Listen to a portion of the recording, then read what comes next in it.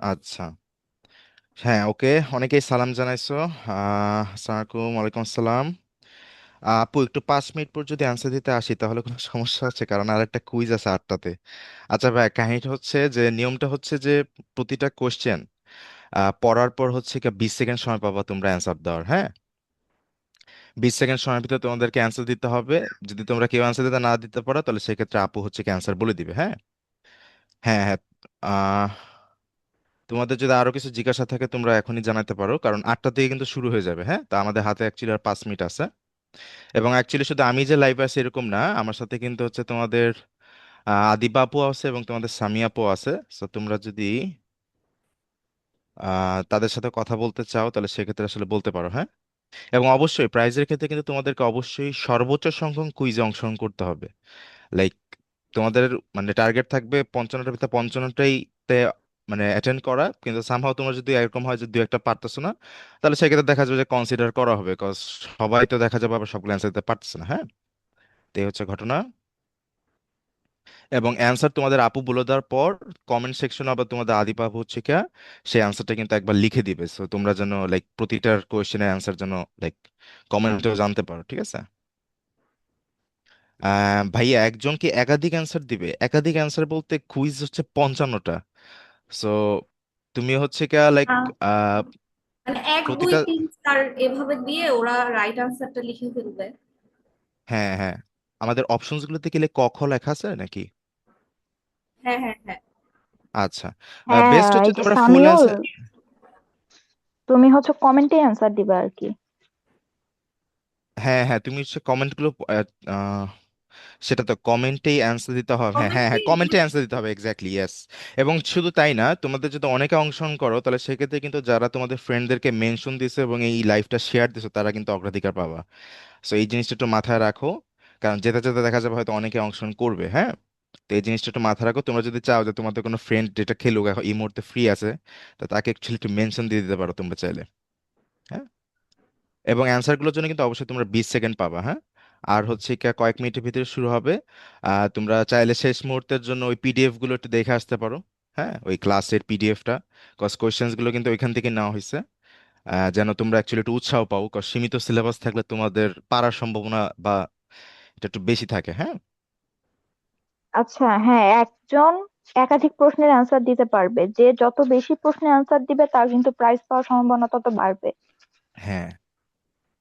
এবং আরেকটা জিনিস, আমাদের কিন্তু মেডিকেল অ্যাডমিশন কোর্স, হ্যাঁ, যেটা কিনা হচ্ছে চলবে পরের বছর মেডিকেল ভর্তি পরীক্ষার আগ পর্যন্ত, মানে 26-27 শিক্ষাবর্ষে মেডিকেল পরীক্ষার আগ পর্যন্ত।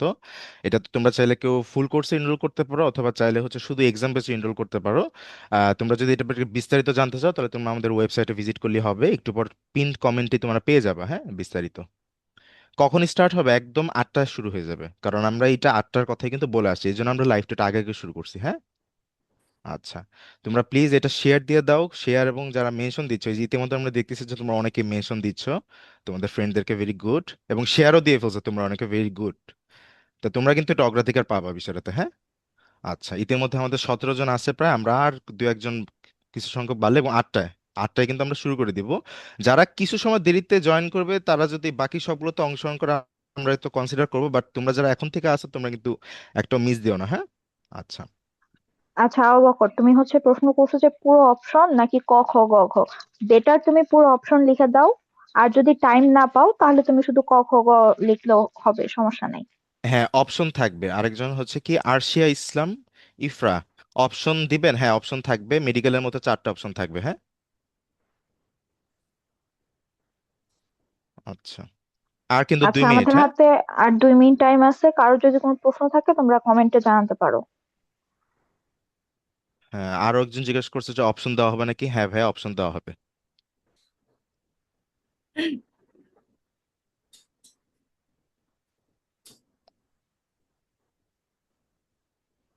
আচ্ছা, আচ্ছা, আমি 1 মিনিট আছে, আর তুমি হচ্ছে গিয়ে জাস্ট যখন সময় হয়ে যাবে তুমি যা শুরু করে দিও। হ্যাঁ, আমরা আছি এখানে, তোমার কোনো দরকার হলে বললো। হ্যাঁ, ওকে।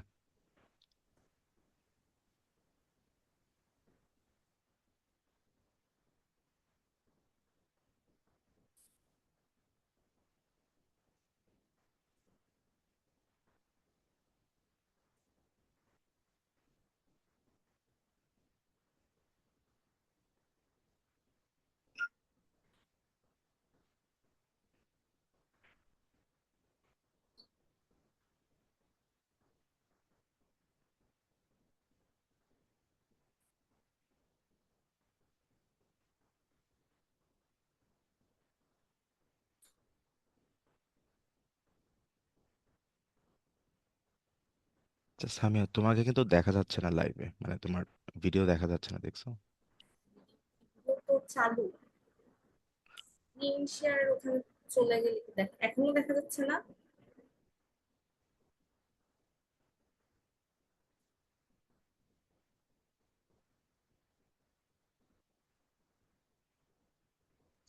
হ্যাঁ, এখন দেখা যাচ্ছে। সামি, আমরা কিন্তু শুরু করতে পারি, 8টা বেজে গেছে। হ্যাঁ, শুরু করি। সবাইকে স্বাগতম মেডি মাস্টার্স এর অনলাইন কুইজ সেশনে। আচ্ছা, প্রথম প্রশ্নটা যদি আমরা দেখি,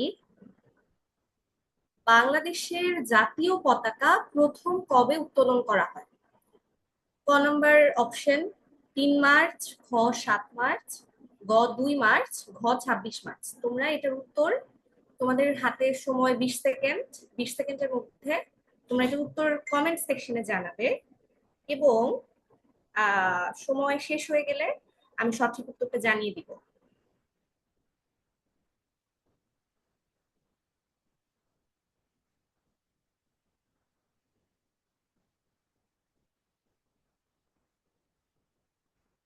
আচ্ছা, উত্তরটা বলে দিচ্ছি। বাংলাদেশের জাতীয় পতাকা প্রথম উত্তোলন করা হয় অপশন গ 2 মার্চ। জানি না কারা কারা সঠিক উত্তর করেছো। আহ, আদিবা আপু নিশ্চয়ই খেয়াল রাখছেন। হ্যাঁ, অনেকেই সঠিক উত্তর দিয়েছে। আচ্ছা, আমরা পরের প্রশ্নে যেতে পারি। পরের প্রশ্নে যেতে পারি আমরা। আচ্ছা, 2 নম্বর প্রশ্ন, এটা খুবই গুরুত্বপূর্ণ একটা প্রশ্ন মেডিকেল ভর্তি পরীক্ষার জন্য। মুক্তিযুদ্ধের প্রথম শহীদকে? ক শঙ্কু সমজদার, খ মুন্সি আব্দুর রউফ, গ আসাদ, ঘ মতিউর রহমান। প্রশ্নটা কিন্তু খুব ভালো মতো দেখবে। মুক্তিযুদ্ধের প্রথম শহীদকে?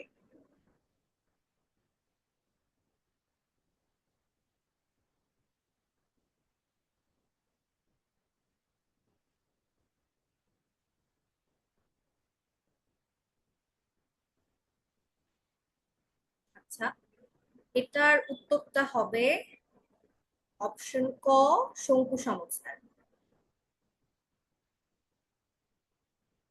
আচ্ছা, পরবর্তী প্রশ্নে আমরা যাই।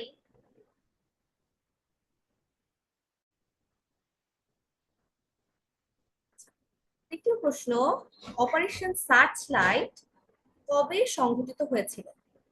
ক 26 মার্চ, খ 10 এপ্রিল, গ 7 মার্চ, এবং ঘ 25 মার্চ। এটাও কিন্তু খুবই গুরুত্বপূর্ণ একটা প্রশ্ন মেডিকেল ভর্তি পরীক্ষার জন্য, এবং বিশ্ববিদ্যালয়ের অনেক ভর্তি পরীক্ষাতেও এই প্রশ্নটা আসে যে অপারেশন সার্চলাইট কবে সংঘটিত হয়েছিল। আর 5 সেকেন্ড। আচ্ছা, সঠিক উত্তর 25 মার্চ। অপারেশন সার্চলাইট 25 মার্চ সংঘটিত হয়েছিল। আচ্ছা, এবার পরবর্তী প্রশ্নটা, এটাও খুবই গুরুত্বপূর্ণ একটা প্রশ্ন, এবং আজকে আমরা জানি 26 মার্চ ছিল সশস্ত্র প্রতিরোধ। এটা কিন্তু 26 মার্চের সাথে খুব মানে ওতপ্রোতভাবে জড়িত একটা প্রশ্ন। প্রথম সশস্ত্র প্রতিরোধ কোথায় গড়ে তোলা হয়েছিল? রাজারবাগে, জয়দেবপুরে, পিলখানায়, চট্টগ্রামে।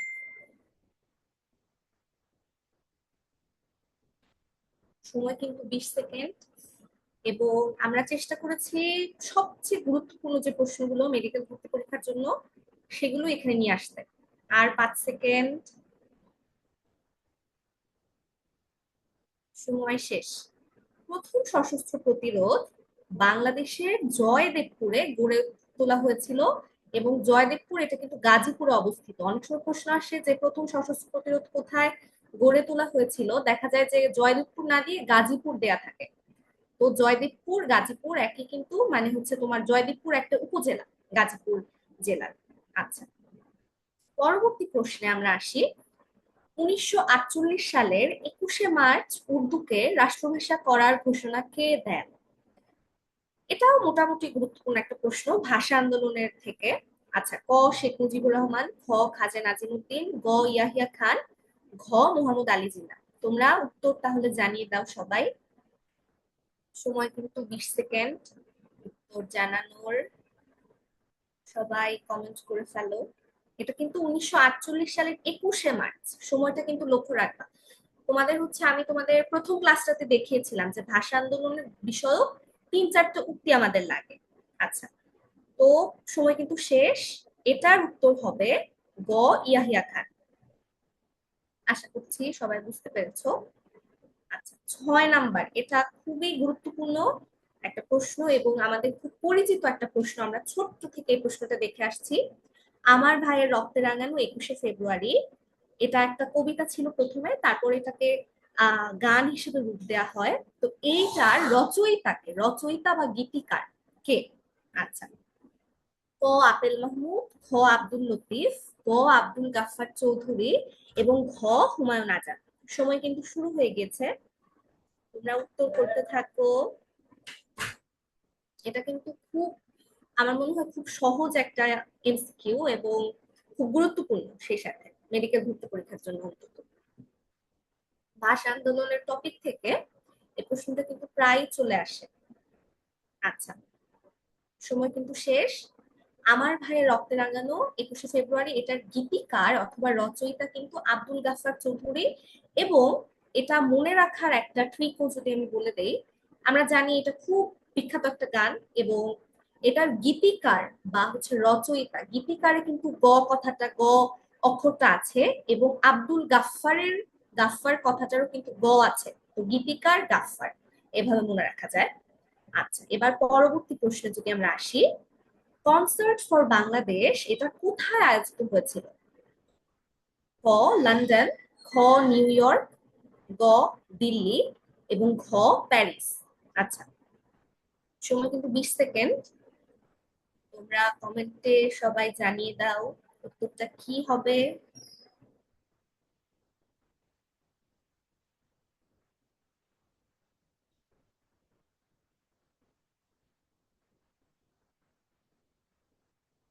আচ্ছা, কনসার্ট ফর বাংলাদেশ এটা আয়োজিত হয়েছিল নিউ ইয়র্কে, নিউ ইয়র্কের মেডিসন স্কোয়ারে, আমরা সবাই জানি। আচ্ছা, পরবর্তী প্রশ্নে আমরা যদি যাই, 8 নম্বর প্রশ্ন, যৌথ বাহিনী কবে গঠিত হয়েছিল? এটা খুবই গুরুত্বপূর্ণ। 16 ডিসেম্বর, 21 নভেম্বর, 6 ডিসেম্বর, 25 মার্চ। সময় কিন্তু 20 সেকেন্ড, সবাই জানিয়ে দাও উত্তর কি হবে।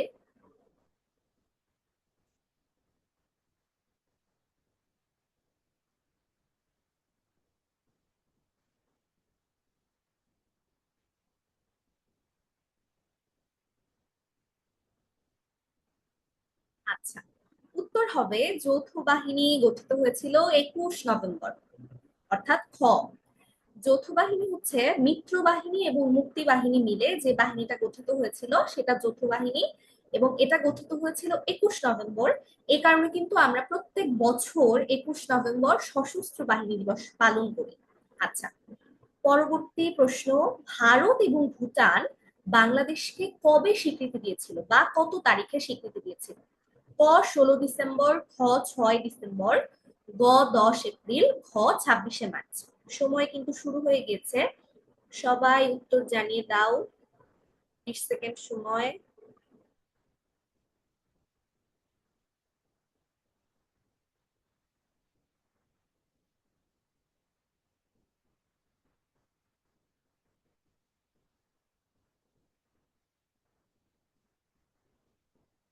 আচ্ছা, এটার উত্তরটা হবে 6 ডিসেম্বর। ভারত এবং ভুটান একই দিনে বাংলাদেশকে স্বীকৃতি দিয়েছিল, তবে সর্বপ্রথম কিন্তু স্বীকৃতি দিয়েছিল, এটার আরেকটা প্রশ্ন আছে, আমরা সামনেই দেখব। আচ্ছা, 10 নম্বর প্রশ্ন, বুদ্ধিজীবী দিবস কবে পালিত হয়? খুবই সহজ একটা প্রশ্ন। ক 7 মার্চ, খ 14 ডিসেম্বর, গ 16 ডিসেম্বর, ঘ 10 এপ্রিল।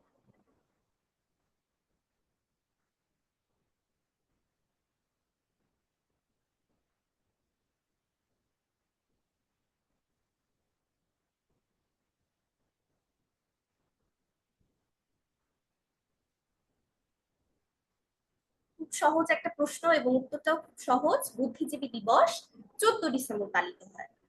আচ্ছা, পরবর্তী প্রশ্ন, বাংলাকে রাষ্ট্রভাষা করার দাবি সর্বপ্রথম গণপরিষদে কে পেশ করেছিলেন? ক শেরে বাংলা ইকে ফজলুল হক, খ জিয়াউর রহমান, গ ধীরেন্দ্রনাথ দত্ত এবং ঘ তাজউদ্দিন আহমেদ। এটা নিয়ে কিন্তু আমি একটা আলাদা পোস্ট দিয়েছিলাম আমাদের মেডি মাস্টার্স গ্রুপে, এবং আমি খুব সুন্দরভাবে এই ঘটনাটা ব্যাখ্যা করেছিলাম। আমাদের যে স্বাধীনতা 1.0 এইটার যে জিকে ক্লাস, খুব সুন্দরভাবে গল্পের মতো এই ইনসিডেন্ট গুলো কিন্তু আমি ব্যাখ্যা করেছিলাম। আচ্ছা, এটার আনসারটা তোমরা দ্রুত দিয়ে ফেলো।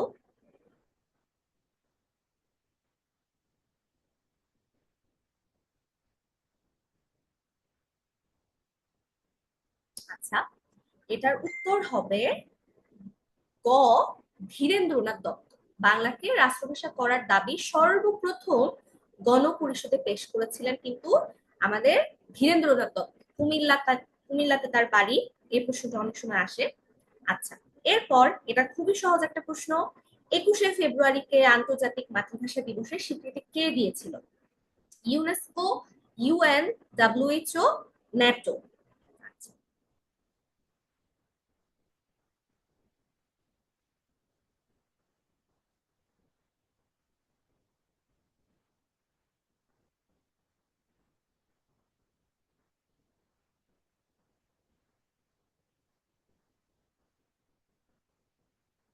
আচ্ছা, এটার উত্তর হবে ইউনেস্কো। ইউনেস্কো 21শে ফেব্রুয়ারিকে আন্তর্জাতিক মাতৃভাষা দিবসের স্বীকৃতি দিয়েছিল ইউনেস্কো। আচ্ছা, পরবর্তী প্রশ্নতে আমরা যদি যাই, স্বাধীনতার ঘোষণাপত্র কে পাঠ করেছিলেন? শেখ মুজিবুর রহমান, অধ্যাপক ইউসুফ আলী, জিয়াউর রহমান, নাকি শাহজাহান সিরাজ? খুবই পরিচিত একটা প্রশ্ন আমাদের সবার, কিন্তু মাঝে মধ্যে আমরা ভুল করে ফেলি। তো এটা আজকে সঠিক উত্তরটা দেওয়ার পর খুব ভালো মতো মনে রাখবা। এটার সাথে আরেকটা প্রশ্নের পার্থক্য আমি তোমাদেরকে খুব সহজে বলে দিচ্ছি, এটার উত্তরটা সবাই জানিয়ে দাও। আমি কিন্তু অনেক প্রশ্নে একটু বেশি সময় দিচ্ছি, 20 সেকেন্ডের একটু বেশি। আচ্ছা, স্বাধীনতার ঘোষণাপত্র পাঠ করেছিলেন অধ্যাপক ইউসুফ আলী। তাহলে ঘোষণাপত্র কে পাঠ করেছিলেন, এটার উত্তরটা হবে অধ্যাপক ইউসুফ আলী। আচ্ছা, পরবর্তী প্রশ্নটা আমরা যদি দেখি, স্বাধীনতার ইশতেহার কে পাঠ করেছিলেন? আসম আব্দুর রব, এম এ জি ওসমানী, শাহজাহান সিরাজ, তাজউদ্দিন আহমেদ?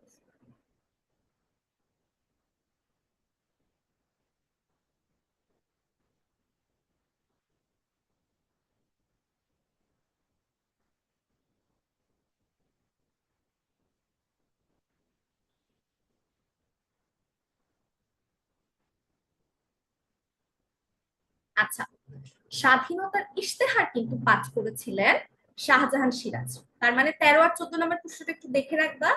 ঘোষণাপত্র পাঠ করলে সেটা ইউসুফ আলী, আর ইশতেহার পাঠ করার কথা বললে সেটা কিন্তু শাহজাহান সিরাজ। আচ্ছা, 15 নম্বর, 6 দফা আন্দোলনের প্রথম শহীদের নাম কি? ইউকে সিং মার্মা, শঙ্কু সমজদার, মনু মিয়া, নাকি ওহিউল্লাহ? খুবই গুরুত্বপূর্ণ একটা এমসিকিউ।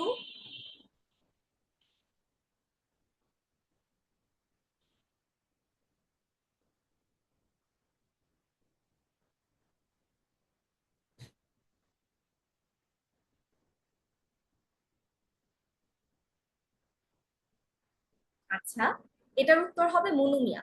6 দফা আন্দোলনের প্রথম শহীদের নাম কিন্তু মনু মিয়া। আচ্ছা, মুক্তিযুদ্ধের প্রধান সেনাপতি কে ছিলেন? M A G Osmani, colonel M A রব, এ কে খন্দকার, নাকি জিয়াউর রহমান?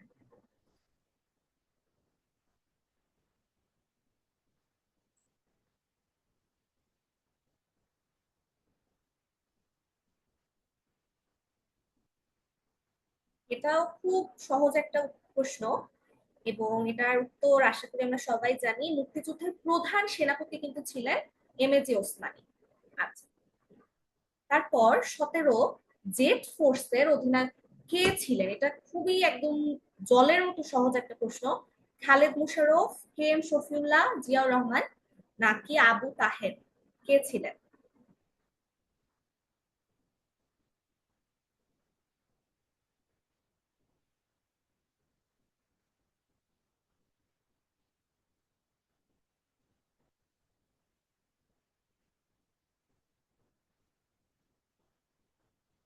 আচ্ছা, জেট ফোর্স জিয়াউর রহমান, অবশ্যই বোঝা যাচ্ছে জিয়াউর রহমানের নামের শুরুতে জেড আছে আর জেড ফোর্স, তার মানে 17 উত্তর জিয়াউর রহমান। আচ্ছা, পরবর্তী প্রশ্ন, মুক্তিযুদ্ধ চলাকালীন সমগ্র বাংলাদেশকে কয়টি সেক্টরে ভাগ করা হয়েছিল? অপশন ক 25টি, খ 11টি, গ 64টি এবং ঘ 21টি। প্রশ্ন কিন্তু খুব ভালো মতো পড়ে তারপর আনসার করতে হবে। সময় কিন্তু 20 সেকেন্ড।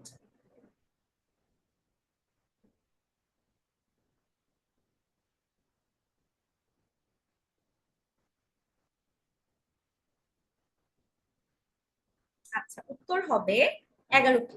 মুক্তিযুদ্ধ চলাকালীন সমগ্র বাংলাদেশকে 11টি সেক্টরে ভাগ করা হয়েছিল। আচ্ছা, পরবর্তী প্রশ্ন, কোন সেক্টরে নিয়মিত কোনো সেক্টর কমান্ডার ছিলেন না? এক নম্বর সেক্টর, 10 নম্বর সেক্টর, 7 নম্বর সেক্টর নাকি 11 নম্বর সেক্টর? ঝটপট উত্তর জানিয়ে দাও কমেন্ট সেকশনে।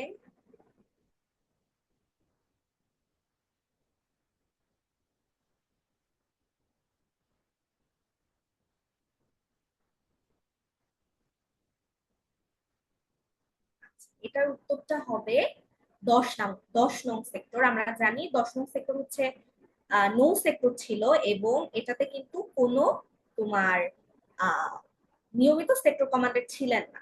আচ্ছা, 20 নাম্বার, ঢাকা কত নম্বর সেক্টরের অধীনে ছিল? এটা আমি আমার মুক্তিযুদ্ধের ক্লাসে অনেকবার বলেছি এই প্রশ্নটা। ক 2 নং, খ 3 নং, গ 4 নং, ঘ 10 নং।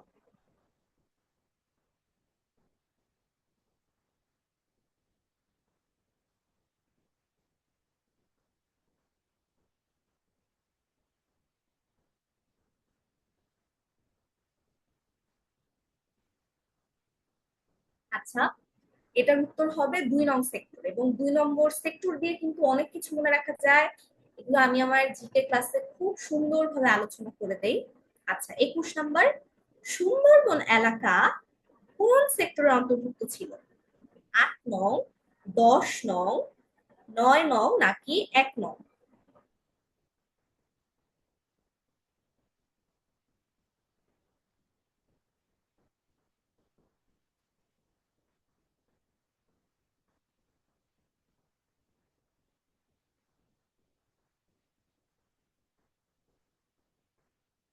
আচ্ছা, সুন্দরবন কিন্তু 9 নম্বর সেক্টরের অন্তর্ভুক্ত ছিল।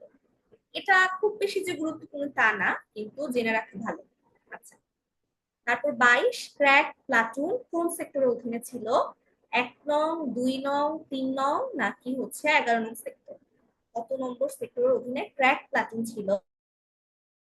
জানিয়ে দাও।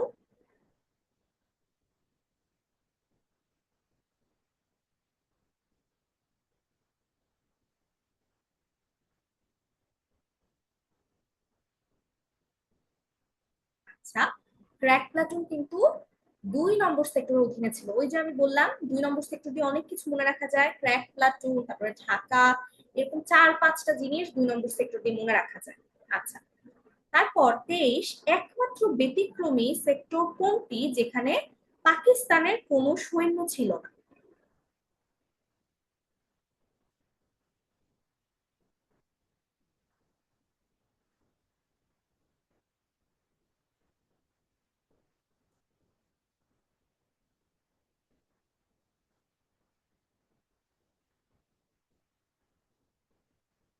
আচ্ছা, এটা খুব বেশি গুরুত্বপূর্ণ না, তবে নাইস টু নো একটা প্রশ্ন। একমাত্র ব্যতিক্রম ধর্মী সেক্টর কিন্তু ছিল 10 নং। আচ্ছা, 10 নং দিয়ে অনেক কিছু মনে রাখা যায়, নো সেক্টর, তারপর হচ্ছে তোমার নিয়মিত কোনো সেক্টর কমান্ডার ছিল না, ব্যতিক্রম ধর্মী সেক্টর, এগুলো সবকিছু বললে সেটা কিন্তু 10 নং।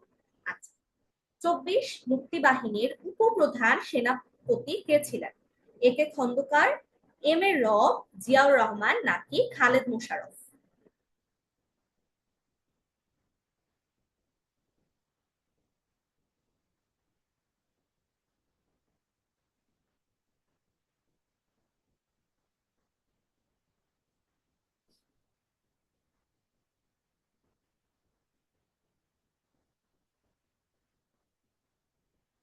আচ্ছা, এটার উত্তর কিন্তু হবে মুক্তিবাহিনীর উপপ্রধান সেনাপতি ছিলেন এ কে খন্দকার এবং তিনি মুক্তিযুদ্ধের সময় বিমান বাহিনীর প্রধান ছিলেন এবং মুক্তিবাহিনীর কিন্তু উপপ্রধান সেনাপতি ছিলেন তিনি, একে খন্দকার। আচ্ছা, অপারেশন জ্যাকপট কিসের সাথে সম্পর্কিত? এই প্রশ্নটা মাঝে মধ্যে আসতে দেখা যায়। ক বিমান বাহিনী, খ নৌবাহিনী, গ সেনাবাহিনী, ঘ পুলিশ বাহিনী। আচ্ছা, এটা খুবই সহজ একটা প্রশ্ন এবং খুব পপুলার একটা প্রশ্ন, এটা সবারই জানা উচিত উত্তরটা।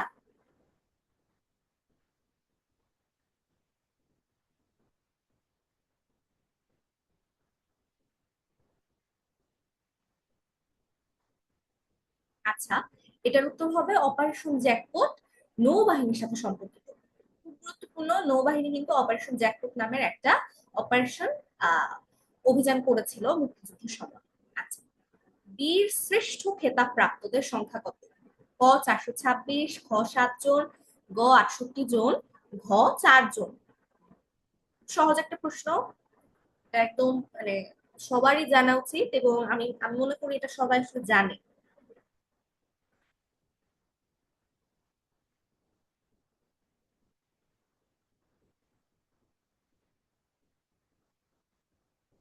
আচ্ছা, বীরশ্রেষ্ঠ খেতাবপ্রাপ্তদের সংখ্যা 7 জন, খ 7 জন। আচ্ছা, এরপর 27 নম্বর প্রশ্ন, বীরশ্রেষ্ঠদের মধ্যে বিমান বাহিনীর সদস্য কে ছিলেন?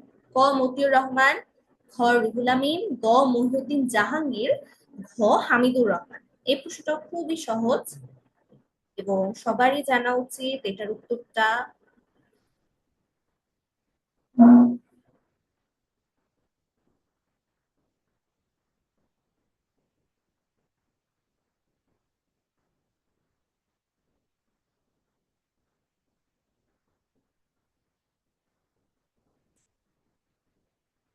আচ্ছা, এটার উত্তর হবে মতিউর রহমান বিমান বাহিনীর সদস্য ছিলেন বীরশ্রেষ্ঠদের মধ্যে।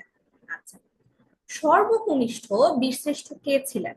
ক মুস্তফা কামাল, খ হামিদুর রহমান, গ মুন্সি আব্দুর রউফ এবং ঘ নূর মোহাম্মদ শেখ।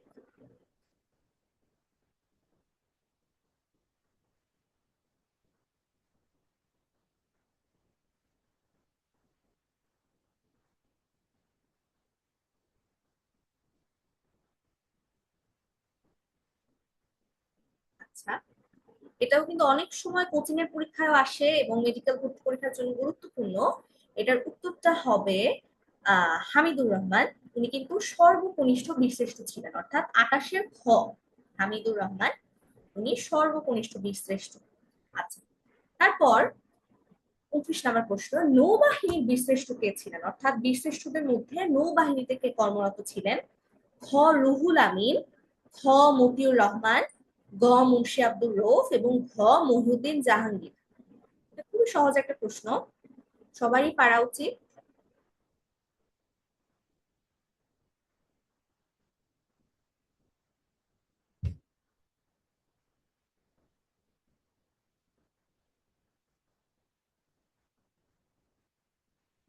নৌবাহিনীতে কর্মরত যে বীরশ্রেষ্ঠ ছিলেন ওনার নাম কি? এটার উত্তর হবে রুহুল আমিন।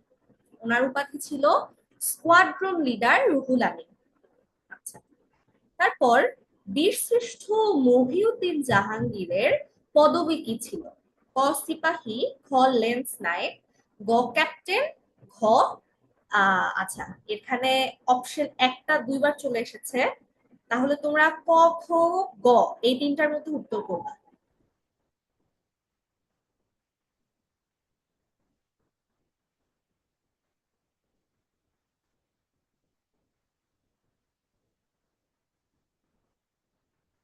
খুবই সহজ একটা প্রশ্ন, মহিউদ্দিন জাহাঙ্গীরের নাম শুনলেই আমাদের মাথায় চলে আসে ক্যাপ্টেন মহিউদ্দিন জাহাঙ্গীর, অর্থাৎ 30-এর উত্তর হবে গ ক্যাপ্টেন মহিউদ্দিন জাহাঙ্গীর।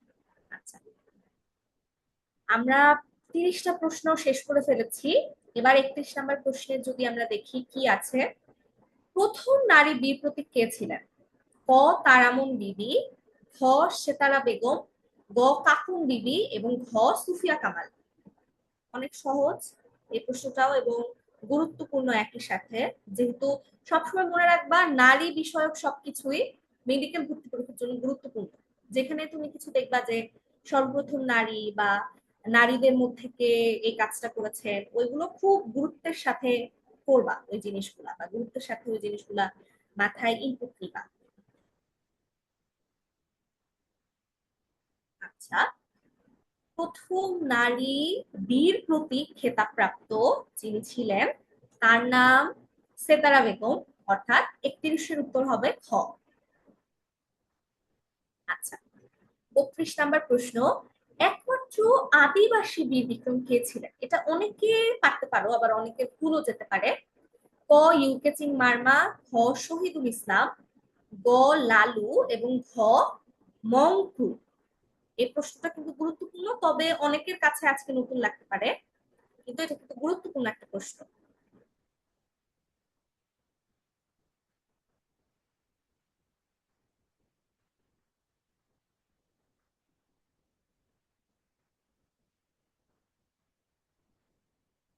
আচ্ছা, একমাত্র আদিবাসী বীর বিক্রম কিন্তু ছিলেন ইউকে চিং মার্মা।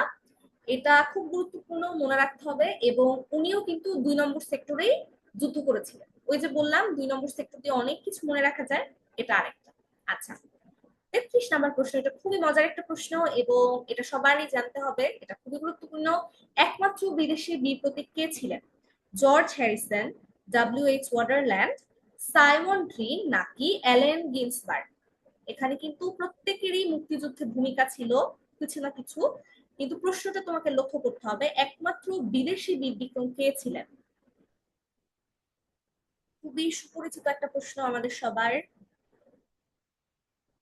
সময় কিন্তু 20 সেকেন্ড, আর বেশিক্ষণ নেই।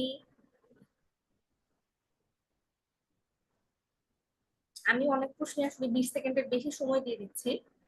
আচ্ছা, আমাদের এই প্রশ্নটার উত্তর হবে ডব্লিউ.এইচ ওয়াটারল্যান্ড, অর্থাৎ একমাত্র বিদেশি বীর প্রতীক বা বিদেশিদের মধ্যে মুক্তিযুদ্ধে একমাত্র যিনি খেতাব পেয়েছেন তার নাম হচ্ছে ডব্লিউ.এইচ ওয়াটারল্যান্ড।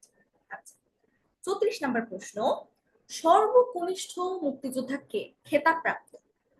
ক শহীদুল ইসলাম লালু, খ হামিদুর রহমান, গ ইউকে চিং মার্মা, ঘ তারামন বিবি। সর্বকনিষ্ঠ মুক্তিযোদ্ধার কি নাম? এইটার উত্তরটা তোমরা ঝটপট জানিয়ে ফেলো কমেন্ট সেকশনে।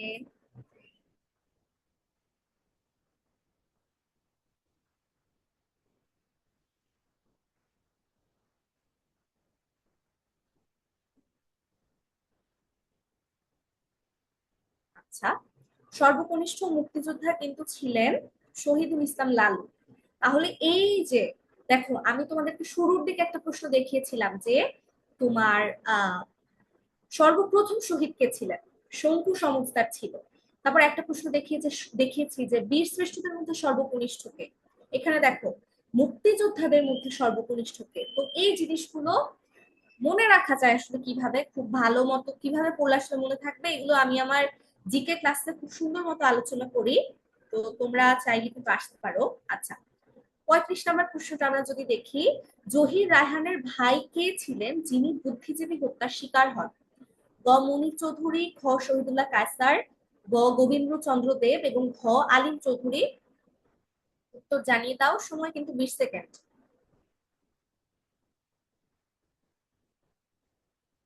আচ্ছা, জহির রায়হান এবং ওনার যে ভাই ছিলেন, ওনারা দুজনে কিন্তু খুবই ব্রিলিয়েন্ট দুজন মানুষ ছিলেন। ওনাদের খুব ভালো ভালো কাজ আছে, খুব ভালো ভালো রচনা, চলচ্চিত্র, এগুলো আমরা এখনো দেখি প্রায়।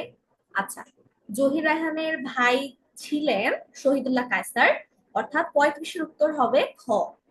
আচ্ছা, পরবর্তী প্রশ্নে আমরা যদি আসি, পায়ের আওয়াজ পাওয়া যায় নাটকটির রচয়িতাকে? ক সৈয়দ শামসুল হক, খ মুনীর চৌধুরী, গ জহির রায়হান এবং ঘ সেলিনা হোসেন। এটা কিন্তু গুরুত্বপূর্ণ, এই কবিতাটা গুরুত্বপূর্ণ। তোমাদের হচ্ছে মুক্তিযুদ্ধ বিষয়ক বেশ কিছু রচনা আমাদেরকে জানতে হয়, এটার মধ্যে এই কবিতাটা খুবই গুরুত্বপূর্ণ, পায়ের আওয়াজ পাওয়া যায়। আচ্ছা, তোমরা উত্তরটা তাহলে জানিয়ে দাও, এটা কে রচনা করেছিলেন?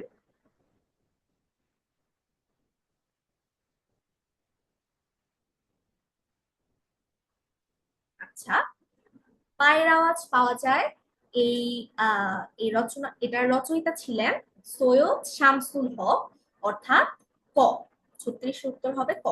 আচ্ছা, পরবর্তী প্রশ্ন, স্টপ জেনোসাইড এই প্রামাণ্য চিত্রটির পরিচালক কে ছিলেন? খুবই সহজ একটা প্রশ্ন। খ চাষী নজরুল ইসলাম, খ জহির রায়হান, গ মোর্শেদুল ইসলাম এবং ঘ তানভীর মোকাম্মেল।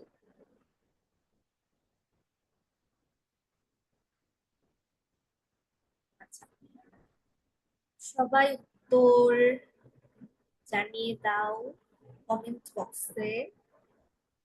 সময় কিন্তু 20 সেকেন্ড। এবং আমরা চেষ্টা করেছি গুরুত্বপূর্ণ, সবচেয়ে গুরুত্বপূর্ণ যে জিনিসগুলো সেগুলো থেকে আসলে কুইজ রাখতে। আচ্ছা, স্টপ জেনোসাইড এটার পরিচালক ছিলেন জহির রায়হান। একটু আগে বললাম যে জহির রায়হান খুবই ব্রিলিয়েন্ট একজন মানুষ ছিলেন, ওনার অসংখ্য কাজ আছে যেগুলো আমরা এখনো দেখি। আচ্ছা, 38 নম্বর প্রশ্ন, মুক্তিযুদ্ধ ভিত্তিক প্রথম পূর্ণাঙ্গ চলচ্চিত্র কোনটি? ক ওরা 11 জন, খ আগাম, গ হাঙর নদী গ্রেনেড এবং ঘ জয়যাত্রা।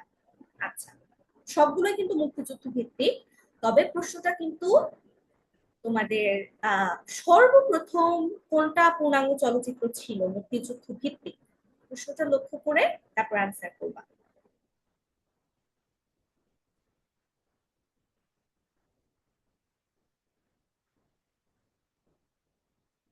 আচ্ছা, 38 নম্বর প্রশ্নের উত্তর হচ্ছে ক ওরা 11 জন। মুক্তিযুদ্ধ ভিত্তিক প্রথম পূর্ণাঙ্গ চলচ্চিত্রের নাম ওরা 11 জন। আচ্ছা, 39, জাগ্রত চৌরঙ্গী খুবই ফেমাস একটা ভাস্কর্য, এটা কোথায় অবস্থিত? ক ঢাকা, খ গাজীপুর, গ সাভার, ঘ রাজশাহী।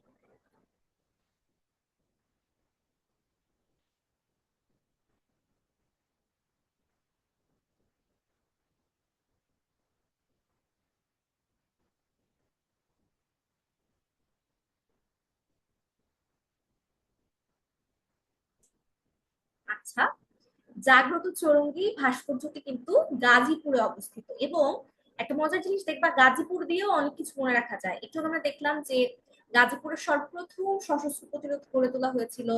তারপর হচ্ছে জাগ্রত চৌরঙ্গী, যেটা কিনা আহ আচ্ছা এটা পরেই বলি।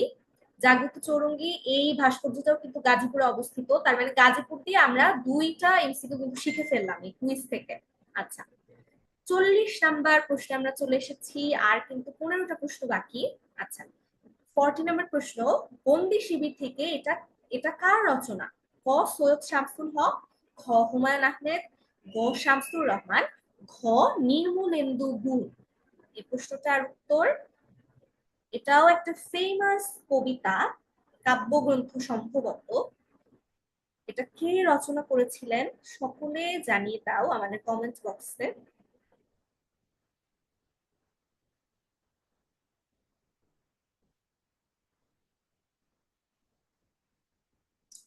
বন্দি শিবির থেকে এই কাব্যগ্রন্থ বা এই কবিতাটা রচনা করেছে শামসুর রহমান। লক্ষ্য লক্ষ্য করবা, সৈয়দ শামসুল হক এবং শামসুর রহমান নাম দুটো অনেকেই গুলিয়ে ফেলে, এবং তোমার পরীক্ষায় প্রথম অপশনটা থাকবে সৈয়দ শামসুল হক। কারণ পরীক্ষার হলে তুমি অনেক নার্ভাস থাকবা, তখন হচ্ছে দেখা যাবে ভুল উত্তরটাই প্রথমে দেখে তুমি ওইটাই এসে দাগিয়ে ফেলবা, কিন্তু না, তুমি প্রশ্নের উত্তর করার আগে 4টা প্রশ্ন সুন্দর মতো পড়ে, মানে 4টা অপশনই সুন্দর মতো পড়ে ফেলবা, এবং আনসারটা কোন জায়গায় থাকবে সেটা বের করবা সুন্দর মতো। প্রথম অপশনটা দেখে দাগাতে যাবে না কখনো, সময় নিয়ে 4টা অপশন করবা। আচ্ছা, 41 জাতীয় স্মৃতিসৌধ এটার স্থপতি কে? ক সৈয়দ মাইনুল হোসেন, খ হামিদুজ্জামান খান, গ নিতুন কুণ্ড এবং ঘ তানভীর কবির। আচ্ছা, এটাও কিন্তু খুব গুরুত্বপূর্ণ একটা এমসিকিউ, এবং আজকে স্বাধীনতা দিবস ছিল, আমার বাসার কাছে জাতীয় স্মৃতিসৌধ, তো খুব ভিড় হয়েছে আজকে ওখানে, অনেক মানুষের ভিড় ছিল আজকে বিকালের পর থেকে।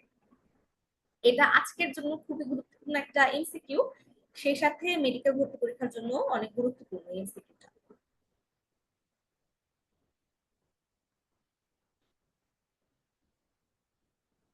আচ্ছা, জাতীয় স্মৃতিসৌধ এটার স্থপতি হলেন সৈয়দ মাইনুল হোসেন, অর্থাৎ ক। 41 উত্তর হবে ক। আচ্ছা, 42 নম্বর প্রশ্ন, অপরাজেয় বাংলা এই ভাস্কর্যটি কোথায় অবস্থিত? ক ঢাকা বিশ্ববিদ্যালয়, খ জাহাঙ্গীরনগর বিশ্ববিদ্যালয়, গ রাজশাহী বিশ্ববিদ্যালয়, এবং ঘ চট্টগ্রাম বিশ্ববিদ্যালয়। অপরাজেয় বাংলা এটা কিন্তু খুবই ফেমাস একটা ভাস্কর্য, এবং এটা কোথায় অবস্থিত এটা জানাটাও খুব গুরুত্বপূর্ণ মেডিকেল ভর্তি পরীক্ষার জন্য। বিশেষ করে এটা অবশ্যই তোমাকে জানতে হবে, অপরাজেয় বাংলা এই ভাস্কর্যটা কোথায় অবস্থিত। আচ্ছা, এটার উত্তর হবে ক, ঢাকা বিশ্ববিদ্যালয়। অপরাজেয় বাংলা এই ভাস্কর্যটা ঢাকা বিশ্ববিদ্যালয়ে অবস্থিত। আচ্ছা, 43 নম্বর প্রশ্ন, মোরা একটি ফুলকে বাঁচাবো বলে যুদ্ধ করি, এই গানটির গীতিকারকে? ক, গোবিন্দ হালদার, খ, গাজী মাজহারুল আনোয়ার, গ, আপেল মাহমুদ, এবং ঘ, নজরুল ইসলাম বাবু। এটার গীতিকার কে?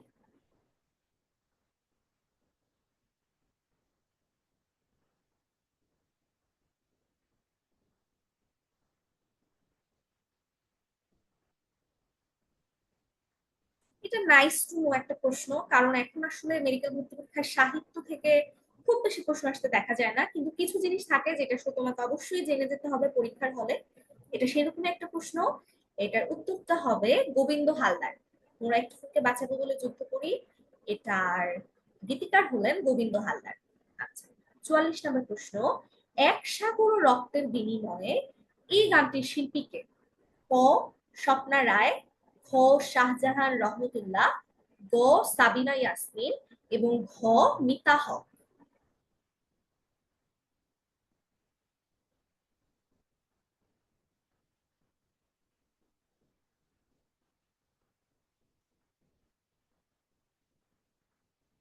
এই প্রশ্নটাও আসলে নাইস টু নো, একদম যে তোমাকে খুব ভালো মতো জানতে হবে বিষয়টা সেরকম না, তবে জেনে রাখলে ভালো। তুমি আসলে জিকের বিষয়টা এরকম যে তুমি যত বেশি জানবা তত বেশি ভালো। আচ্ছা, তো এটা একটু বিতর্কিত একটা প্রশ্ন, তবে এটার তোমার মূল যে গান, এটার এই মূল গানের শিল্পী কিন্তু স্বপ্না রায়। তাহলে এক সাগর রক্তের বিনিময় এটা শিল্পীকে? 44-এর উত্তর ক, স্বপ্না রায়।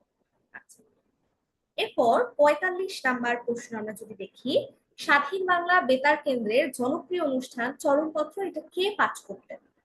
ক, জহির রায়হান, খ, এম আর আখতার মুকুল, গ, সৈয়দ হাসান ইমাম, এবং ঘ, আব্দুল গাফফার চৌধুরী।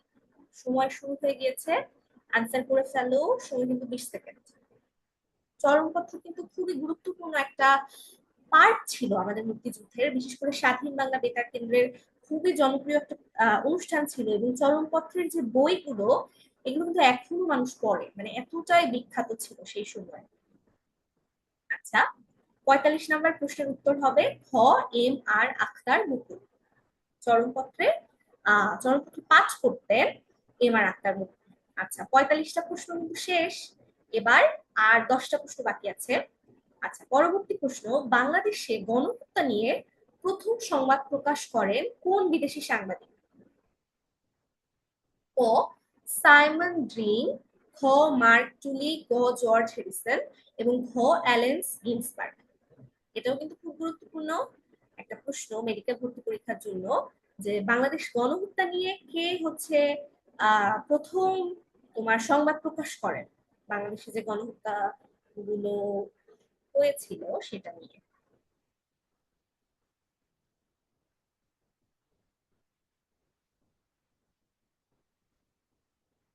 আচ্ছা, বাংলাদেশের গণহত্যা নিয়ে প্রথম সংবাদ প্রকাশ করেছিলেন যে বিদেশি সাংবাদিক, তার নাম হচ্ছে সাইমন গ্রিন। আচ্ছা, তারপর 47 নম্বর প্রশ্ন, সেপ্টেম্বর অন যশোর রোড কবিতাটি কে লিখেছিলেন? ক, জর্জ হ্যারিসন, খ, অ্যালেন গিন্সবার্গ, গ, রবিশঙ্কর, ঘ, সাইমন গ্রিন। আচ্ছা, এটার উত্তর কি হবে সবাই জানিয়ে দাও কমেন্ট সেকশনে। এবং এই প্রশ্নের অপশনে যাদের নাম আছে প্রত্যেকেরই কোনো না কোনো অবদান ছিল, এবং অবদানগুলো আমি খুব সুন্দর মতো আমার জিকে ক্লাসে শিখিয়ে দিয়েছি। কিন্তু এই প্রশ্নটা হচ্ছে যে সেপ্টেম্বর অন যশোর রোড এটা একটা কবিতা, ফেমাস কবিতা, এটার রচয়িতা কে ছিলেন? আচ্ছা, এটার উত্তর হবে Allen Ginsberg. September on Jessore road এটার রচয়িতা ছিলেন অ্যালেন গিন্সবার্গ। আমরা কিন্তু মোটামুটি শেষের দিকে চলে এসেছি। 48 নম্বর প্রশ্ন, মুক্তিযুদ্ধকালীন জাতিসংঘের মহাসচিব কে ছিলেন? ক কুর্ট ওয়ালডহেইম, খ উথান্ট, গ কফি আনান এবং ঘ বান কি মুন। এটা একটা নাইস টু নো প্রশ্ন। জাতিসংঘ বিষয় আসলে যা যা আছে সবকিছু আমরা বলি পড়ে ফেলা ভালো, তবে তোমাদেরকে একটা মজার কথা বলি। মানে জাতিসংঘের যে মহাসচিব, মানে এক কথায় উনি হচ্ছে একদম কি বলবো, উনার আসলে কোনো অবদানই নাই কোনো কিছুতে, কখনোই কিছু থাকে না, জাস্ট মানে নামে মাত্র একটা পদবি ধারণ করেন যারা হচ্ছে জাতিসংঘ মহাসচিব হন। এবং ওই সময় যিনি মহাসচিব ছিলেন, মুক্তিযুদ্ধে ওনার কোনোই অবদান ছিল না বলতে গেলে। তবু এই প্রশ্নটা আসলে জানতেই হয় আমাদেরকে। মুক্তিযুদ্ধকালীন জাতিসংঘের মহাসচিব ছিলেন উথান্ট। এবং অনেক সময় প্রশ্ন আসে যে যিনি কিনা মহাসচিব ছিলেন মুক্তিযুদ্ধ চলাকালীন সময়ে তিনি কোন দেশের ছিলেন, অর্থাৎ উথান্ট কোন দেশের তোমার ছিলেন। তো উনি কিন্তু মায়ানমারের, মানে হচ্ছে আমাদের প্রতিবেশী দেশের নাগরিক ছিলেন উথান্ট। আচ্ছা, 49, প্রথম কোন দেশ বাংলাদেশকে স্বীকৃতি দিয়েছিল? ক ভারত, খ ভুটান, গ সোভিয়েত ইউনিয়ন, ঘ ইরাক। এটা এই স্বীকৃতি বিষয়ক আরেকটা প্রশ্ন আমি দেখিয়ে এসেছিলাম এবং তখন আমি বলেছিলাম যে এই বিষয়ে আরেকটা প্রশ্ন সামনে আসবে। তো দেখো চলে এসেছে, প্রথম কোন দেশ বাংলাদেশকে স্বীকৃতি দিয়েছিল। মানে স্বাধীন দেশ হিসেবে অনেকগুলো দেশের আমাদের স্বীকৃতি লেগেছিল এবং এই মানে যে দেশগুলো আমাদের স্বীকৃতি দিয়েছিল শুরুর দিকে, তাদের মধ্যে সর্বপ্রথম কোন দেশ বাংলাদেশকে স্বীকৃতি দিয়েছিল? এটার উত্তরটা তোমরা কমেন্ট করে জানিয়ে ফেলো।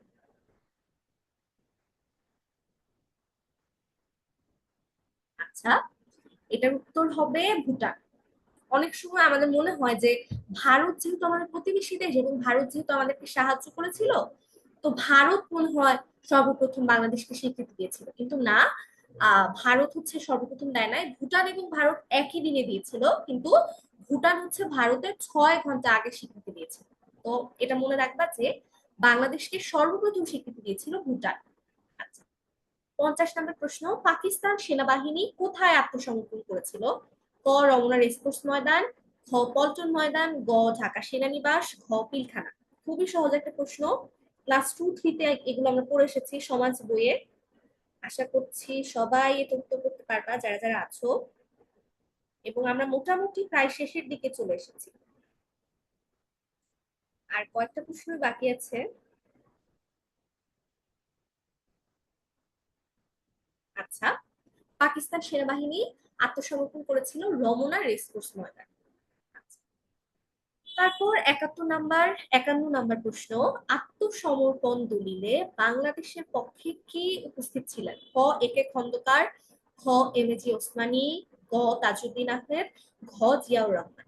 আচ্ছা, মানে আত্মসমর্পণ অনুষ্ঠানে কিন্তু মূলত তোমার যৌথ বাহিনী এবং পাকিস্তান বাহিনীর মধ্যেই আর কি আত্মসমর্পণ দলিলটা হয়েছিল, তবে সেখানে বাংলাদেশের পক্ষ একজন ছিলেন। এখন তোমাকে বলতে হবে যে বাংলাদেশের যে প্রতিনিধিত্ব যিনি করেছিলেন, যে অফিসার, তিনি কে ছিলেন আত্মসমর্পণের দিন? কোন অফিসার, কোন বাঙালি অফিসার আত্মসমর্পণ দলিলে বাংলাদেশের পক্ষে উপস্থিত ছিলেন বা আত্মসমর্পণ অনুষ্ঠানে? আচ্ছা, সময় শেষ। এটার উত্তর হবে এ কে খন্দকার। তাহলে এ কে খন্দকারকে নিয়েও কিন্তু আমি 3টা জিনিস তাহলে তোমাদেরকে শিখিয়ে দিই একই সাথে। এ কে খন্দকার আত্মসমর্পণ অনুষ্ঠানে বাংলাদেশের প্রতিনিধিত্ব করেছিলেন। এ কে খন্দকার মুক্তিযুদ্ধ চলাকালীন সময়ে বাংলাদেশের বিমান বাহিনী প্রধান ছিলেন। এ কে খন্দকার মুক্তি বাহিনীর উপসেনাপতি ছিলেন বা উপসর্বাধিনায়ক ছিলেন। আচ্ছা, তারপর দুঃখিত, আচ্ছা এই প্রশ্নটা 2বার চলে এসেছে। 52 নম্বর প্রশ্নটা আমরা যদি দেখি, প্রথম শত্রুমুক্ত জেলা কোনটি? ক ঢাকা, খ যশোর, গ সিলেট, ঘ চট্টগ্রাম। খুব গুরুত্বপূর্ণ একটা প্রশ্ন, একই সাথে খুব সহজ একটা প্রশ্ন। আসলে মুক্তিযুদ্ধ থেকে কিছু জিনিস পড়লে আসলে কমন পাওয়া যায় এবং দেখা যায় যে এই টপিকগুলো থেকে আসলে প্রশ্ন সবসময় আসে, এবং এই প্রশ্নগুলো আসলে মানে কোন টপিকটা থেকে কতটুকু আসলে পড়তে হয়, এটা কিন্তু আমি আমার আমাদের যে স্বাধীনতা 1.0 এই কোর্সটা আছে, এটার জিকে ক্লাসে কিন্তু আমি খুবই সুন্দর মতো এগুলো আলোচনা করে দেই এবং আমি স্লাইড দিয়ে দিই ক্লাস শেষ হওয়ার পরে। আচ্ছা, এই প্রশ্নের উত্তর হবে প্রথম শত্রুমুক্ত জেলা ছিল যশোর।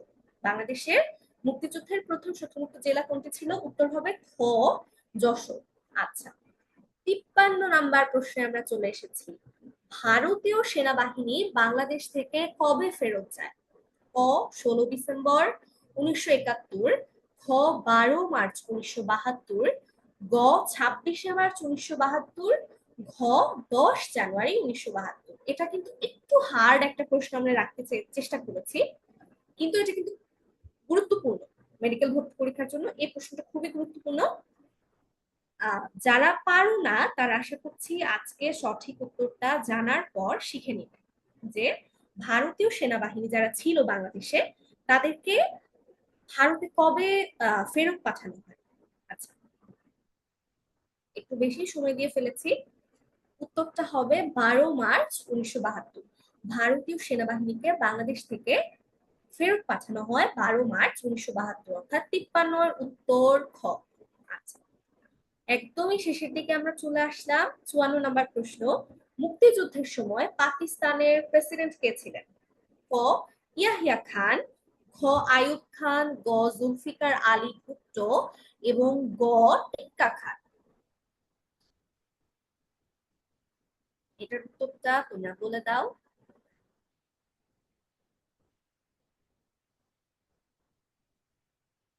সহজ একটা প্রশ্ন।